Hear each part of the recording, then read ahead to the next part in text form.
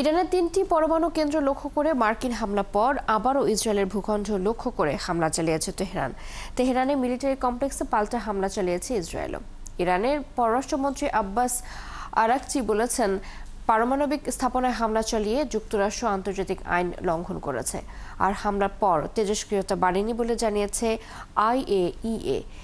এর আগে ইরান যুক্তরাষ্ট্রের হামলার জবাবে পাল্টা আক্রমণ চালালে পরিণতি ভয়াবহ হবে বলে হুঁশিয়ারি দেন প্রেসিডেন্ট ডোনাল্ড ট্রাম্প। সৃষ্টি ঘটকের প্রতিবেদন। 2 সপ্তাহ পার হওয়ার আগেই স্থানীয় সময় শনিবার রাতে মার্কিন বিমান হামলায় কেঁপে উঠল ইরানের ফোর্দো, নাতানজ ও ইস্পাহানে পরমাণু স্থাপনা। এরপরই রবিবার সকাল থেকে ইসরায়েলের দফায় দফায় ক্ষেপণাস্ত্র হামলা চালিয়েছে Iran. Tel Aviv, Jerusalem, Haifa এবং দখলকৃত পশ্চিম তীরেও আঘাত এনেছে এসব ক্ষেপণাস্ত্র। থেমে নেই ইসরায়েলও। ইরানের হামলার পর দেশটির পশ্চিমাঞ্চল লক্ষ্য করে পাল্টা হামলা শুরু করেছে দেশটির প্রতিরক্ষা বাহিনী IDF।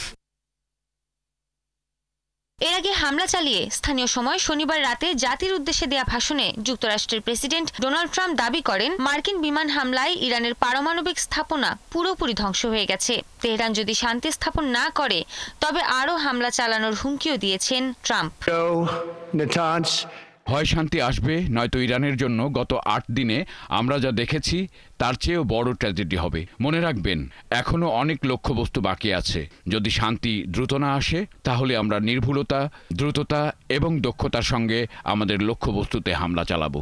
শুধু তাই নয়, ইরানে হামলা চালিয়ে নিজেই নিজেকে ধন্যবাদ জানিয়ে ট্রুথ সোশ্যালে পোস্ট দিয়েছেন ট্রাম্প। যুক্তরাষ্ট্রের এই হামলা ইতিহাস বদলে দেবে বলে মন্তব্য করেছেন ইসরায়েলের প্রধানমন্ত্রী বেনিয়ামিন নেতানিয়াহু।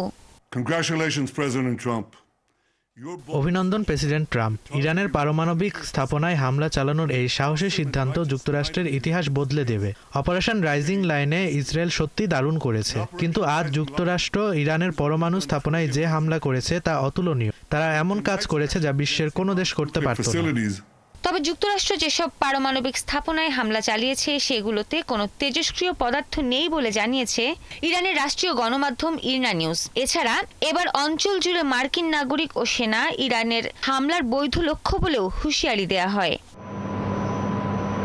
ইরানের পারমাণবিক স্থাপনায় মার্কিন হামলাকে জঘন্য উল্লেখ করে এর প্রতিক্রিয়ায় এবং আত্মরক্ষায় যে কোনো পদক্ষেপ নেওয়ার অধিকার তেহরানের রয়েছে বলে মন্তব্য করেছেন ইরানের পররাষ্ট্রমন্ত্রী আব্বাস আরাকচি। এদিকে ইরানে যুক্তরাষ্ট্রের হামলার প্রতিক্রিয়ায় উদ্বেগ জানিয়েছেন জাতিসংঘের মহাসচিব অ্যান্তোনিও গুতেরেস। তিনি বলেছেন, এখন এই সংঘাত নিয়ন্ত্রণের বাইরে চলে যাওয়ার বড় ধরনের ঝুঁকি তৈরি হয়েছে। সৃষ্টি ঘটক, ৭১।